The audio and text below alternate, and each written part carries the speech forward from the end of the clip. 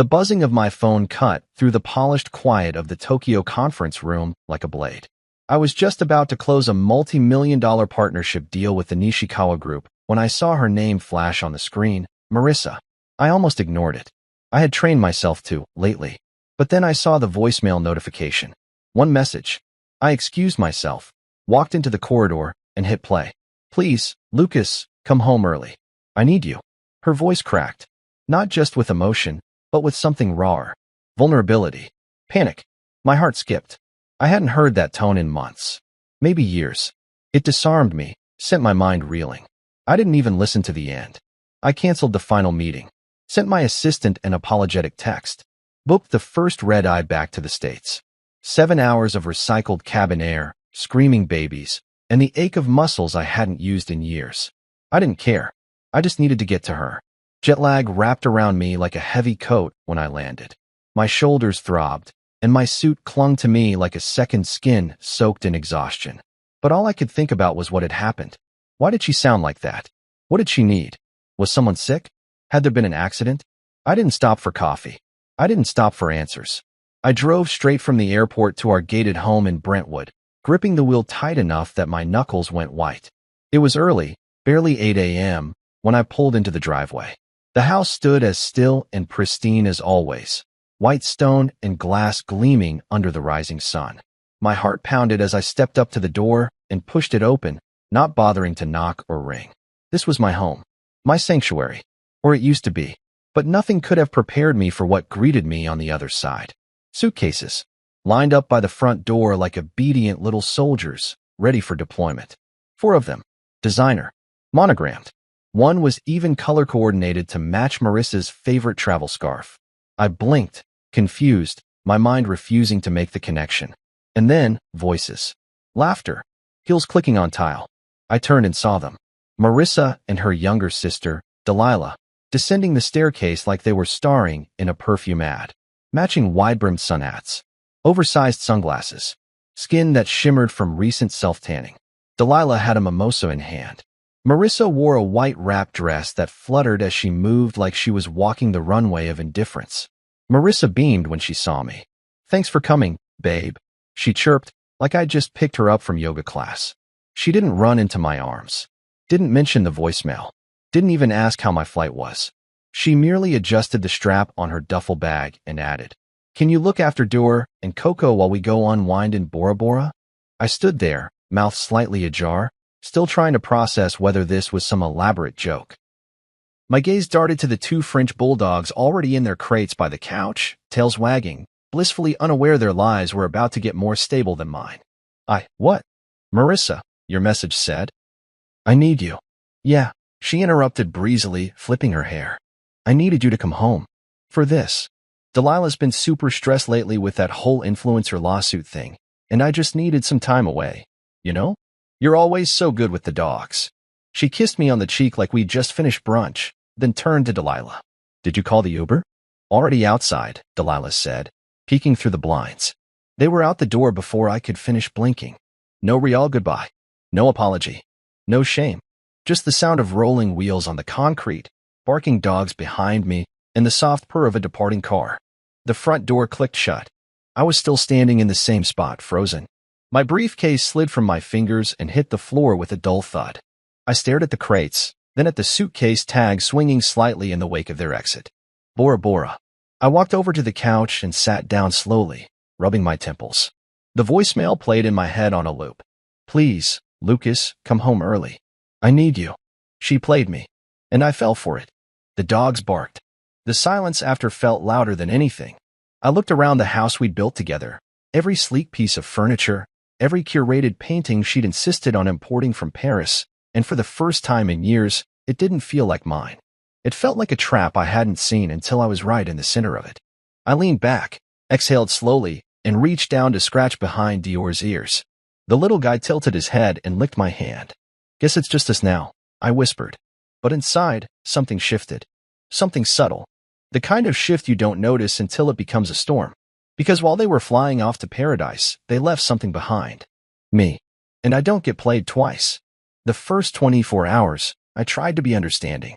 I told myself maybe she truly needed the break. Maybe Delilah was going through something major.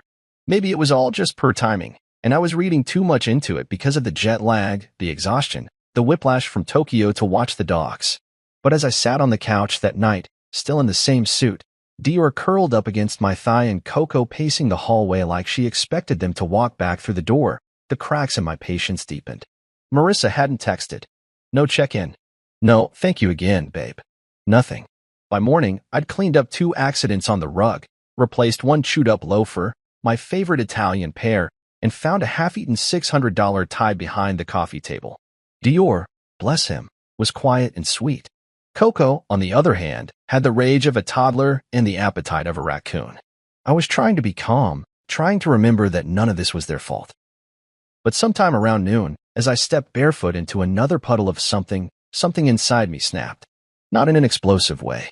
It was subtle, quiet, like a light bulb dimming in reverse, clarity pushing the shadows out of the corners. I sat back on the kitchen stool, coffee in hand, and started to think. Really think.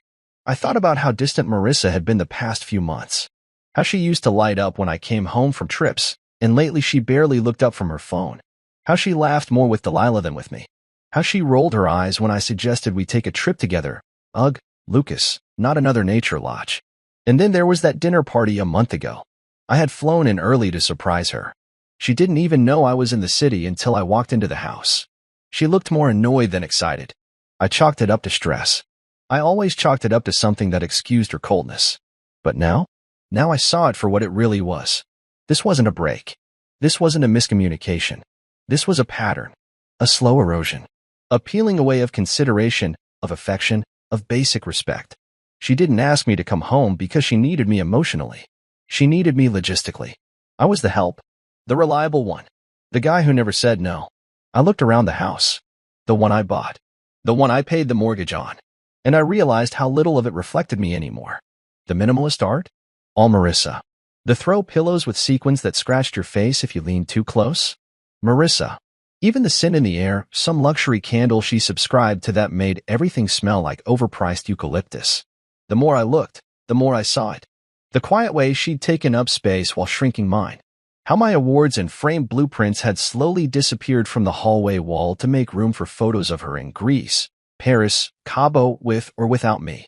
I took a long breath and pulled out my laptop. First, I opened the joint account.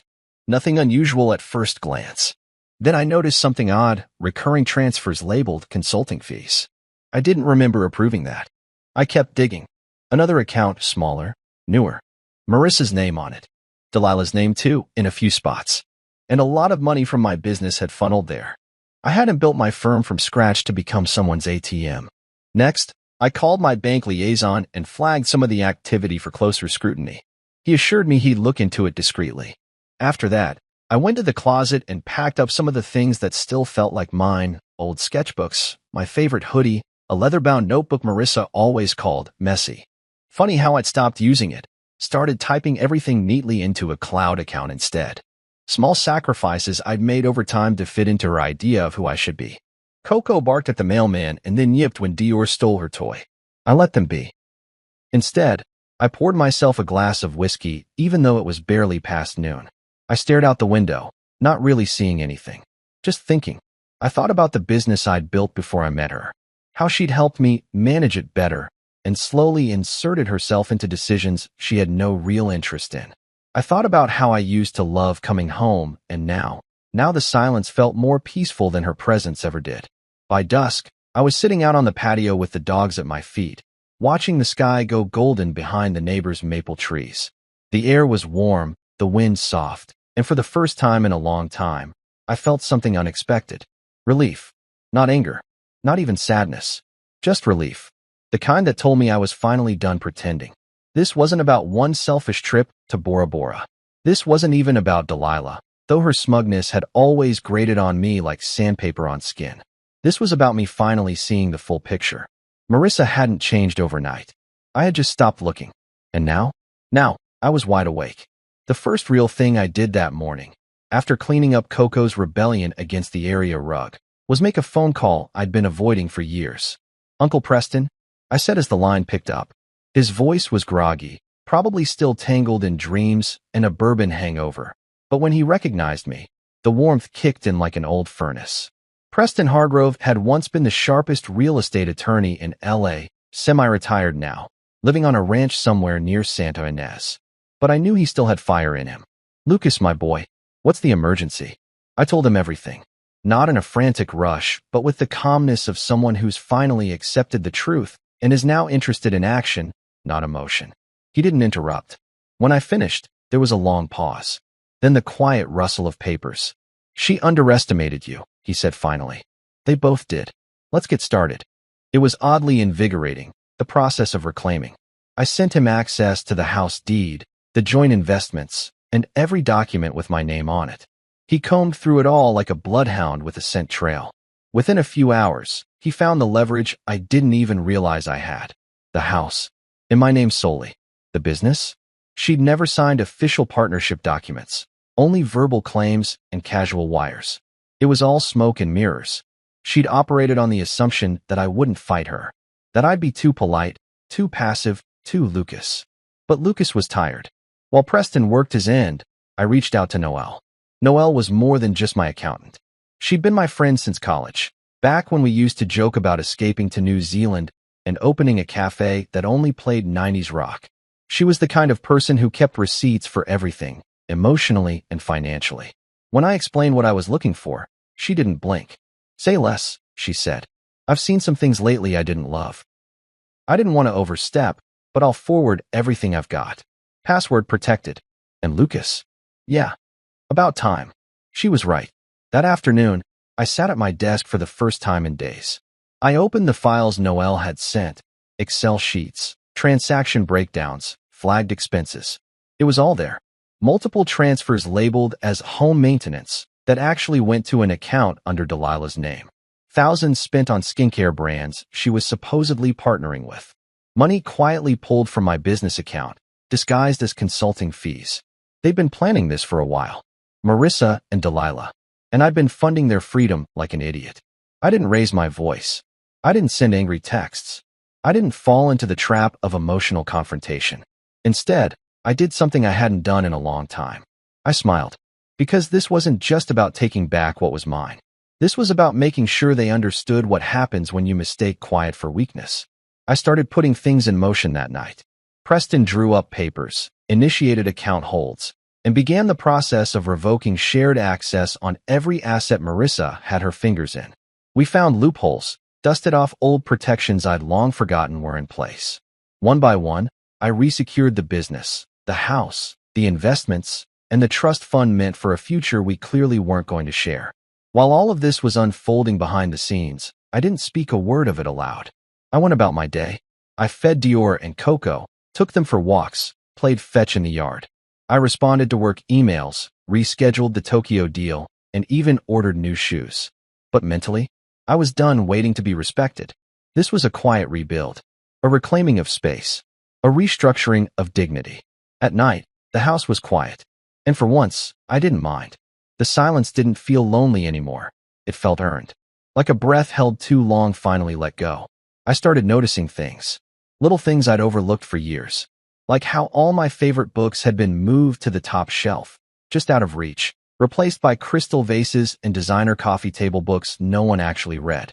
How my framed photos had been replaced with curated images of Marissa on vacations, cropped just enough to make me invisible. I pulled the ladder from the garage and brought my books down, replaced the empty beauty with things that had substance, rearranged the living room, put the vinyl player back in its old spot, let myself feel ownership again. Because this house had become her stage, but it was still my home.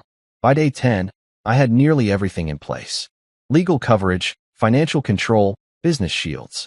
Preston called that morning just as I was tossing a tennis ball to Dior in the yard. "It's done," he said. "Everything's signed, sealed, and fireproof. The minute she steps foot back in that house thinking it's still hers, she's in for a rude awakening." I thanked him, my voice calm, steady. Then I did something Marissa would have hated. I went back inside, opened my favorite bourbon, the bottle she always rolled her eyes at, and poured a glass. I sat in the sunroom, watching the golden light spill across the hardwood floor, and toasted the quiet. The rebuild had begun, and I wasn't looking back. I used to joke that Dior and Coco were Marissa's only true loves. She'd parade them through airports in designer carriers, feed them imported organic kibble, and insist on matching outfits for their birthday photos. I was just the guy who paid for it all. The accessory to the accessories. But after 10 days alone with them, 10 days of early morning walks, belly rubs, and middle-of-the-night sprints to the back door, I realized something. Those dogs were the only ones in this house who actually looked at me with loyalty. It was during one of those late-night emergencies that it finally snapped. Dior had been pacing all night, whimpering near the back window. At first, I thought he was just restless, maybe missing Marissa. But then I noticed his breathing shallow, rapid. His body was trembling. I tried calming him down, offering treats, water, even sitting beside him on the floor. Nothing worked. By 1:47 a.m., I was in the car, Dior wrapped in a blanket on the passenger seat, headlights cutting through the darkness like a scalpel. Coco whined in her crate in the back, confused and scared. I drove faster than I should have, knuckles white on the wheel, heart pounding with something unfamiliar. Not just fear for the dog, but anger. Fury at being left behind to deal with this alone. Again, the emergency vet was clean, bright, and smelled like antiseptic and anxiety. I sat in a stiff chair while they examined Dior. My foot bounced involuntarily. The waiting room was quiet except for the low hum of a vending machine and the ticking of a wall clock. At one point, a nurse came over with paperwork and said, "Just sign here to authorize treatment." I didn't even blink. I signed. I didn't care what it cost. And then I sat there, staring at that clipboard, and I saw something else. My name. Just mine. Not Lucas and Marissa. Not joint owner. Just me. Dior was mine now. Legally. On paper. And in spirit. It was stupid. Maybe. Sentimental. But that realization hit harder than anything else that week. She left me the dogs. But they stayed because they trusted me. I thought of the way Marissa had waved as she left. The way Delilah had laughed when Coco barked at her heels. The way neither of them had called, even after 10 days. Not to ask how I was. Not to ask how the dogs were. Nothing. They didn't care. But I did. When the vet returned and said it was a mild digestive reaction, something Dior likely ate, maybe one of Coco's chew toys, I felt relief. I paid the bill, thanked them, and drove home in silence. Dior curled up beside me on the passenger seat, already sleeping. Safe. When I got home, the house was still dark. I tucked the dogs into their crate and stood in the kitchen, pouring myself a glass of water, still in the clothes I'd worn since yesterday. My reflection in the window stared back at me, tired, but steady. And I knew. It wasn't just about the dogs. It wasn't even about the money. It was about value. How I had let someone devalue me for years. How I'd allowed that slow erosion of self-worth to pass as compromise for the sake of peace.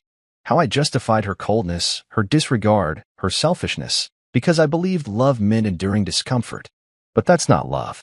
Love doesn't ask you to empty yourself and call it devotion. And as I stood there, listening to the hum of the refrigerator and the soft breathing of the dogs asleep in the next room, I made a decision.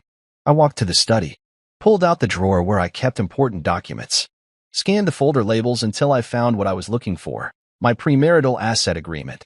Something I'd drawn up long before Marissa ever stepped into my world.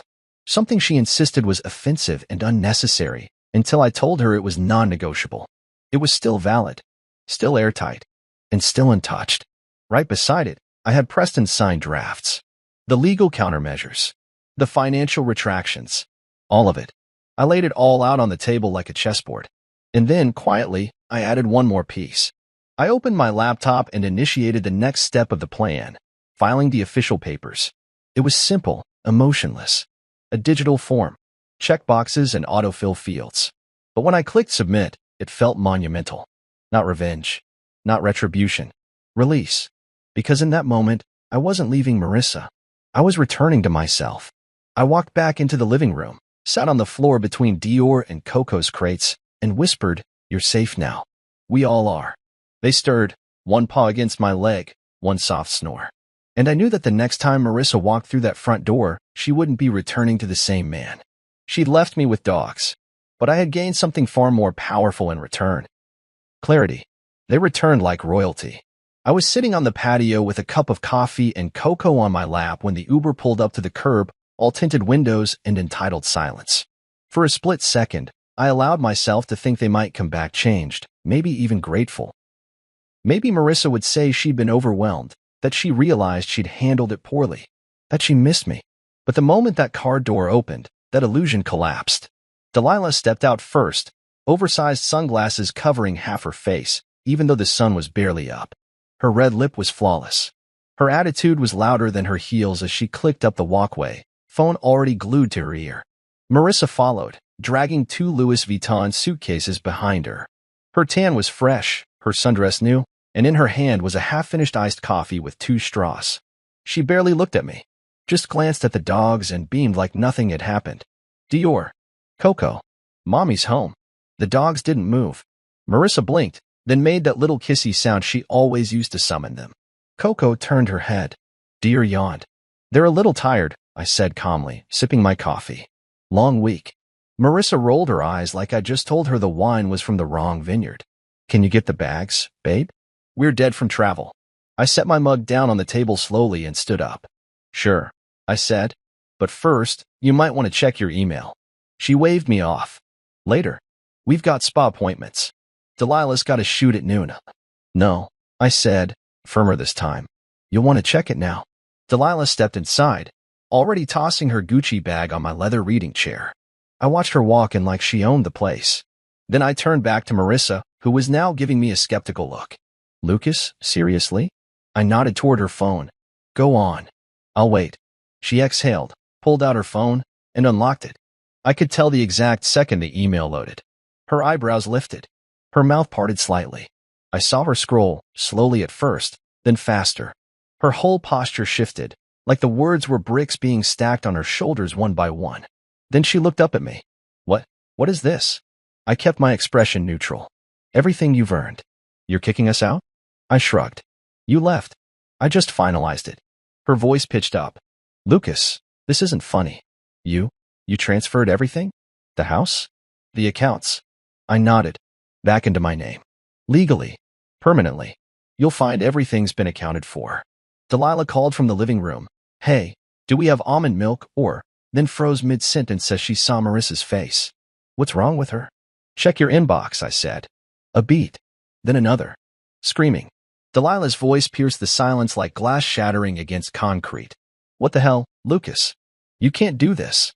I did, I said. You're throwing us out? No, I corrected calmly. I'm asking you to leave a house you no longer have any legal right to occupy. There's a difference. Marissa stepped forward, her voice suddenly small.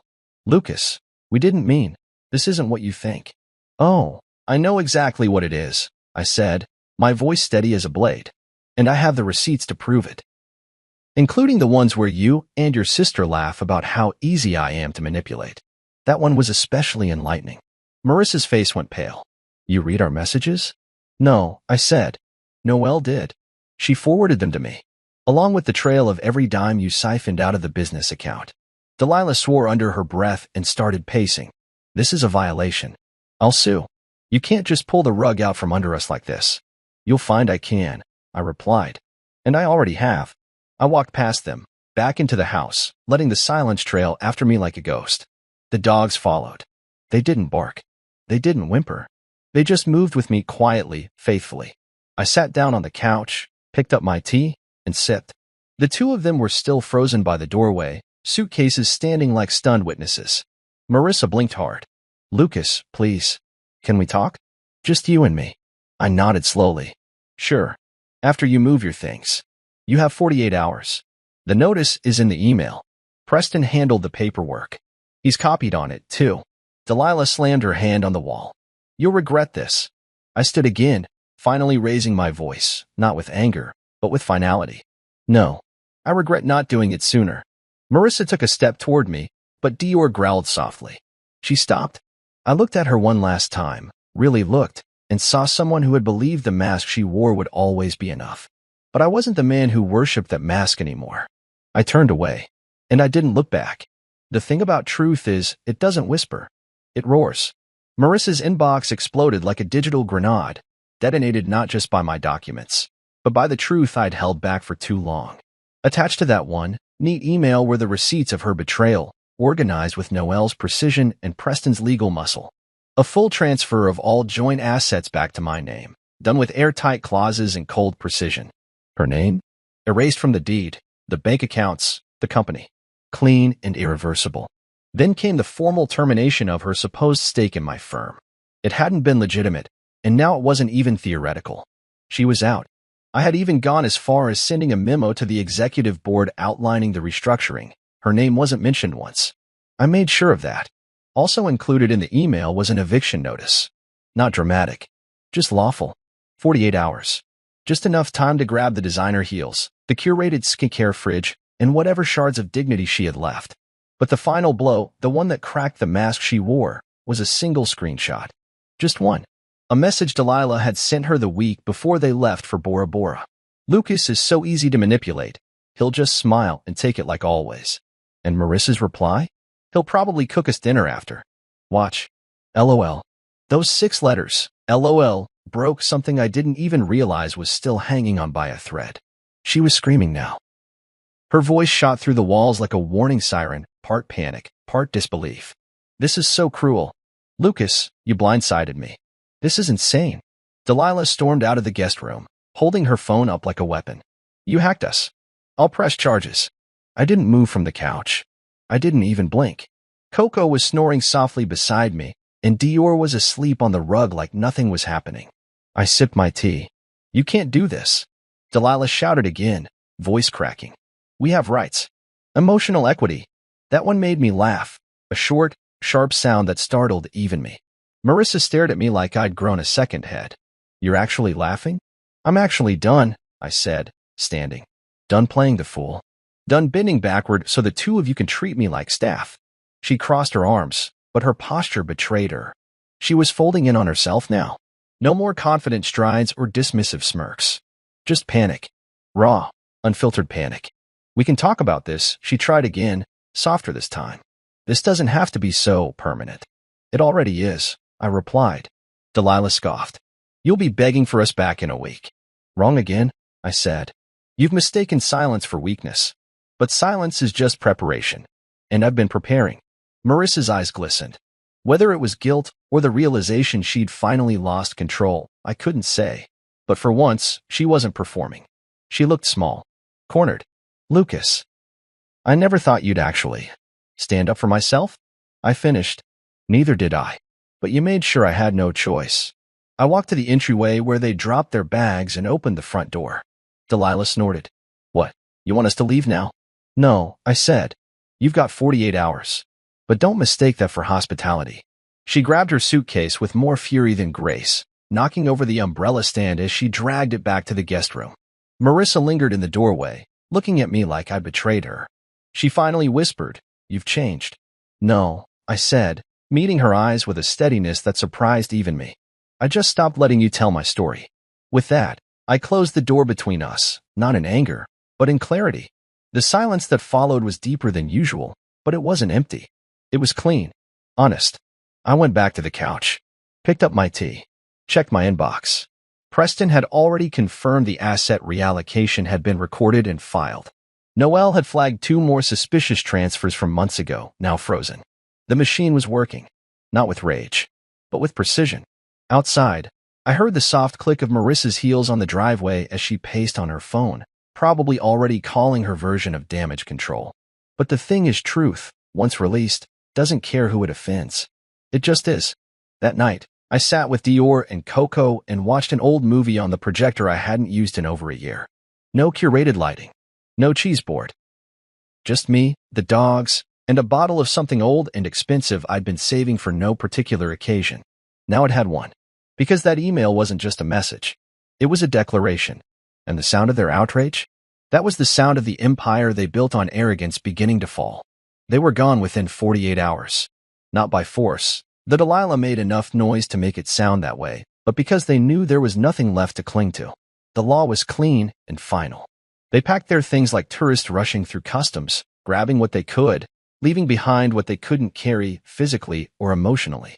The moment the front door shut behind them, a breeze moved through the house that didn't belong to the weather.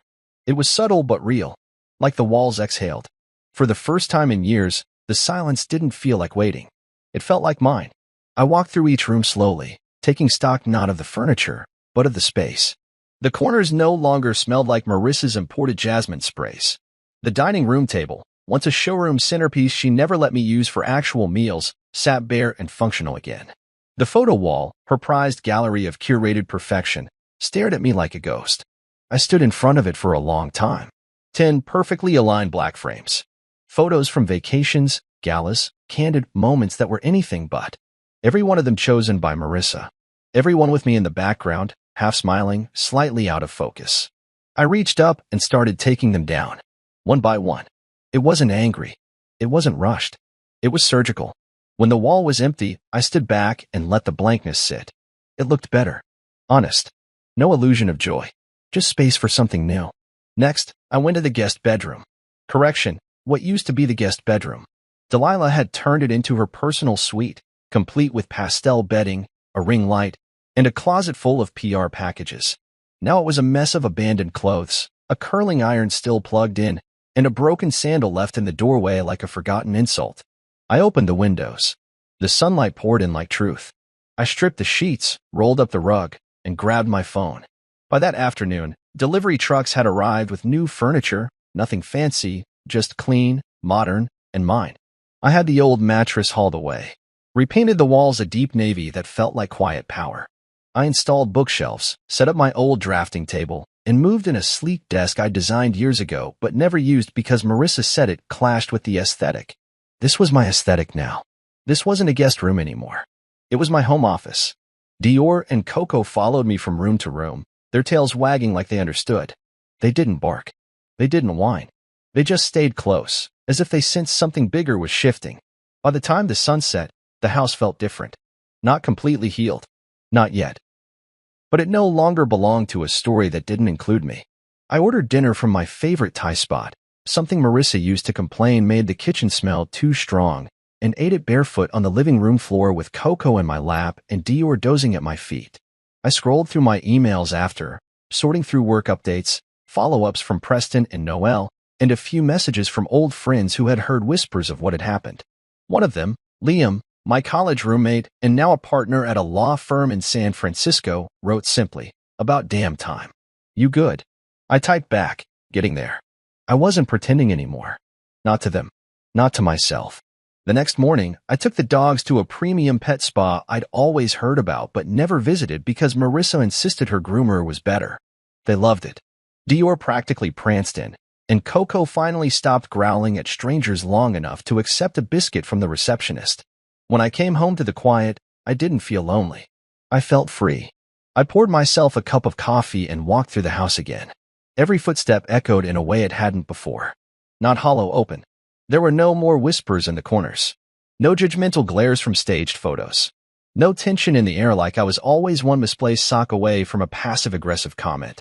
I reached the study and looked at the portrait of my parents that I'd kept stored for years because it didn't match the decor. I hung it up over my desk. It fit perfectly.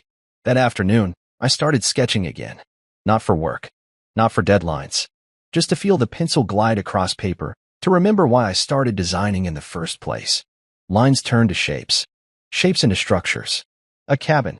A studio. A little idea that had been buried under obligations for too long.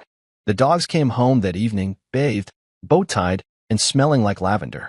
I knelt to pet them, laughing for the first time in what felt like weeks. Coco licked my cheek. Dior leaned against my knee. We sat on the patio as the sky turned from gold to navy. I watched the stars come out, one by one, feeling no urge to check my phone, no need to fill the silence. The house was no longer a showroom. It was a home. Mine. I wasn't surprised when Marissa took it. Public. It started with a single post, one of those dimly lit black and white selfies, eyes glossy, lips parted, expression somewhere between heartbreak and martyrdom. The caption was a masterclass in vague emotional manipulation. When love forgets its promises, you remember your worth. Starting over. Please be kind. Within hours, it had thousands of likes. Sympathy poured in from the same influencers and yoga moms who used to comment things like #couplegoals under photos of us clinking champagne glasses in Santorini. Now they flooded her feed with virtual hugs and men are trash declarations. Then came Delilah's podcast appearance. She'd been invited onto her side of the story, a popular platform where women aired grievances like badges of honor. I listened to it out of curiosity, not rage. Her voice had that trademark dramatized tremble, perfectly rehearsed. I lived with him, she said solemnly, and I watched the slow collapse. He was emotionally absent. He'd gaslight her constantly. She felt like a prisoner in her own home. She couldn't even breathe without asking his permission. The host gasped. "Oh my God." Delilah sniffled. "We went to Bora Bora to recover emotionally. We needed space. When we got back, he had legally ambushed us. I shut the podcast off there. I wasn't interested in fiction. But the world? It was eating it up. For a few days, it felt like they might win the narrative. I saw articles surface with carefully planted quotes, posts from mutual acquaintances trying to stay neutral while hinting that everyone makes mistakes. Even her boutique's website suddenly featured words like resilient and empowered, as though kicking your husband out of his own life was a form of bravery. And then, the truth started whispering back. It began with a quiet email from Noelle. "Heads up. You're about to get some help." The next day, a journalist named Renee Garver published a piece in West Coast Business Weekly titled, "When the CEO Gets Played, How One Man Silently Reclaimed Everything." It was surgical, precise, fair, but damning.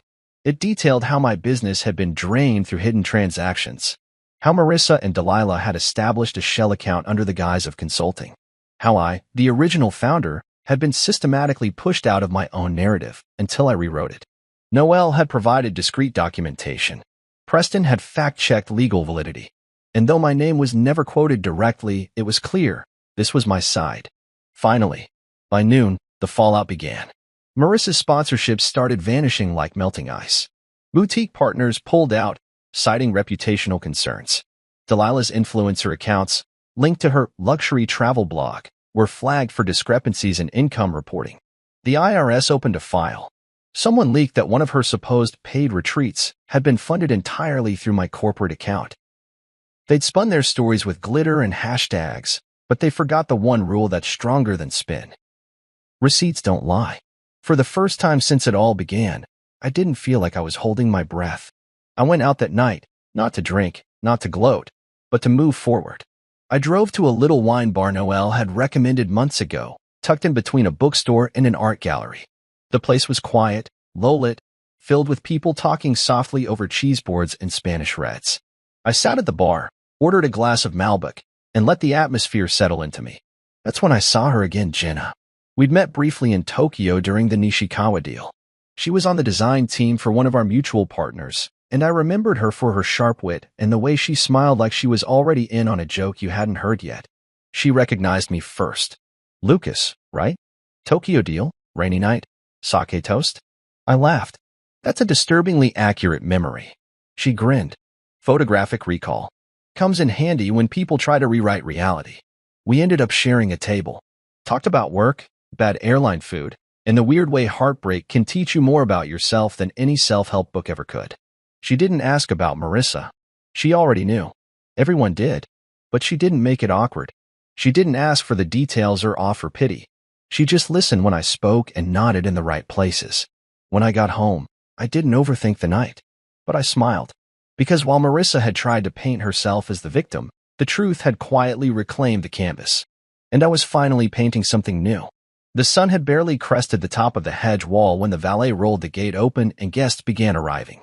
My hands were tucked into the pockets of a tailored navy suit, no tie, sleeves relaxed, watching as the garden came alive with murmurs, laughter, and the clinking of champagne flutes.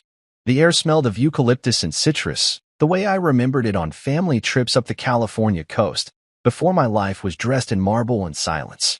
Today marked the official launch of Everidge Designs, my new firm, my new beginning, and the kind of legacy I wanted to build without compromise. Clean energy architecture, sustainability-first designs, and innovation without ego. Every element, from the hand-carved reception tables to the biodegradable business cards, had my fingerprint on it. This wasn't just a business, it was a reclamation. The back lawn had been transformed into a softscape of natural wood lounges, sleek canopies, and flower arrangements made entirely of native plants. Nothing curated for show. Just honest, living beauty. I spotted familiar faces from Tokyo, LA, and even Seattle, clients, former colleagues, curious architects, and investors who'd watched my quiet departure from my old company and wondered what I'd do next. Now they had their answer. And then there was Jenna. She arrived just before noon, slipping through the garden gate in a slate-gray dress, hair swept up, that quiet, poised dancing behind her smile. She hadn't RSVP'd. I hadn't expected her to. But seeing her made something in my chest settle. Didn't peg you for someone who liked centerpieces made of wheatgrass, she teased, walking up beside me. I'm full of surprises now, I said, clinking my glass gently against hers. We talked as the event unfolded, about design, travel, and the future. She listened the way few people do, not just to respond, but to understand. There was no performance, no games. Just conversation that felt like air, necessary and light. Then, from the corner of my eye, I saw them. Marissa and Delilah. At the gate. Uninvited.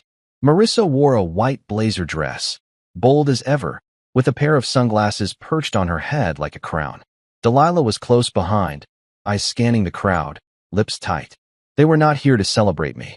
They were here to remind me of who they had once been. One of the staff approached me, unsure if they should be turned away. I waved it off. Let them in. They'd already lost everything that mattered. Denying them entry to a party would be petty. Marissa caught my eye immediately and beelined toward me, smile tight but practiced. Lucas, she said, voice soft like an apology in disguise. This is amazing. I raised my glass slightly. Thank you. She hesitated. Can we talk? Just for a moment. Jenna, gracious as ever, gave a polite nod and stepped away to greet someone near the bar. I turned my full attention to Marissa. She glanced at the dogs, lounging by the koi pond in their matching bow ties. They look happy. They are, I said. They've had stability for once. Her jaw twitched slightly. I made a mistake, Lucas. The words landed with less weight than she intended. I'd imagined this moment more times than I could count, her finally admitting it. But now that it was here, it felt hollow. I nodded. We both did. Her eyebrows lifted, surprised. You? My mistake, I said, was trusting the wrong people, ignoring my instincts, letting silence stand in for peace. But I fixed that. Delilah hovered nearby, clearly eavesdropping. Marissa looked down at her heels, then back at me. Can we try again? Start over. It was strange how little anger I felt. Even stranger how little temptation stirred in me. I could see it now, how easily I would have said yes a year ago. How I would have swept it all under the rug, just for the illusion of togetherness. But now, there was nothing left to fight for. I gestured toward Jenna. That's someone who saw me before all this, and never once asked me to become smaller. Marissa turned to look. Her face faltered just enough. I hope you find someone like that too, I added. She didn't reply. There was nothing left to say. I nodded once, then walked away. No rush, no bitterness, just the clean finality of a door closing for good. Jenna met me halfway. You okay? I looked around at the guests, the laughter, the gentle sway of eucalyptus in the breeze. I've never been better. She smiled, looping her arm through mine. Then let's enjoy the rest of this thing. And we did. For the first time in a long, long time, I was exactly where I belonged. Peace doesn't always arrive like a grand finale. Sometimes it shows up slowly, with a gentle knock and no need for applause. It seeped into my life in the weeks after the launch like light under a door, quiet but persistent, until one day, I realized the house didn't feel hollow anymore. It felt like mine, like home. The mornings were the best part. I'd wake early, the sun bleeding through the curtains, and make coffee in the kitchen without the usual tension clinging to the walls. No passive-aggressive notes about almond milk. No silence sharper than any argument. Just the soft sounds of Dior's nails tapping on the tile and Coco snorting from the couch she now claimed as her throne. Work felt different too. Everidge wasn't just a business. It was an extension of everything I had once set aside for convenience. The blueprints were bold, ambitious, ethical. We were creating homes that gave back more than they took. Jenna had even come aboard as a consulting designer. Our collaborations were effortless. She challenged me without undermining me, supported me without trying to own me. There was room for both of us to be full versions of ourselves. One evening, after a long meeting with investors, I came home to the dogs curled up on the patio, watching birds chase the last of the daylight. I poured myself a glass of wine, stepped outside, and leaned against the railing. The air was cool and smelled of lavender and fresh-cut grass. Jenna arrived shortly after, barefoot and still dressed from work, her hair undone like she'd just finished outrunning the day. She sat beside me, resting her head against my shoulder without a word. We didn't need words anymore to name what was unfolding between us. After a long pause, she asked, "Do you ever think about her?" I didn't have to ask who. I nodded. Sometimes, but not the way I used to. She looked up at me. "And how's that?" "I don't think about what we lost. I think about what I let go." Jenna smiled softly, then turned her eyes back to the fading sky. Letting go is harder than people think. I glanced down at Coco, now snoring in dramatic fashion. Turns out, getting left with the dogs was the best part. That night, I stood in the hallway and looked at the few photos I decided to hang again. This time, carefully chosen. One of my parents, laughing beside a picnic table in their old backyard. One of me at my first design conference, grinning in a suit that didn't quite fit. And a new one, me, Jenna, and the dogs, snapped candidly at the Everidge launch, my smile unforced, my eyes finally clear. The rest of the photos, those staged, hollow moments curated by Marissa, were gone. I hadn't burned them. Just tucked them away. Not out of nostalgia, but because sometimes, remembering where you've been reminds you how far you've come. Marissa tried reaching out once more. An email. It was longer this time. More honest, maybe. She wrote that she'd moved to a smaller place in Westwood. That Delilah had stepped away from social media to reflect. She said she was starting therapy. Said she didn't expect anything, but wanted me to know she was sorry. I read it twice. I believed parts of it. People change. But some lessons come at a cost, and forgiveness doesn't always include access. I never replied. Closure wasn't something she could give me. I'd already built it myself. There were still moments of ache, sure. Sometimes I'd catch the echo of an old habit, reaching for her coffee mug by mistake, expecting her car in the driveway. But those moments passed. They were ghosts, not anchors. They didn't hold me anymore. One weekend, Jenna and I took a trip to a small cabin in Big Sur. No phones. No laptops. Just us, the dogs, and the sound of the ocean breathing against the cliffs. I sat by the fire that first night, notebook in hand, sketching the layout of a sustainable retreat center, an idea that had bloomed in Tokyo and finally found soil here. Jenna peered over my shoulder and smiled. "You're designing again. For you." "For once," I said, "it actually feels like mine." She leaned in, kissed my cheek, and whispered, "You earned this." And I had. Because peace isn't something that just lands in your lap. It's built, piece by piece, after the storm clears, when you choose yourself not out of bitterness, but out of love. Not just for the future, but for the version of yourself that stayed quiet too long. That endured. That waited. Marissa once begged me to come home. And I did. She left me with the dogs. I left her with the consequences. Now, every time I take Dior and Coco for a walk, every time the air is crisp and the leash is light in my hand, I remember this. The loudest revenge isn't rage. It's peace. And the quiet that follows? That's the sound of finally coming home.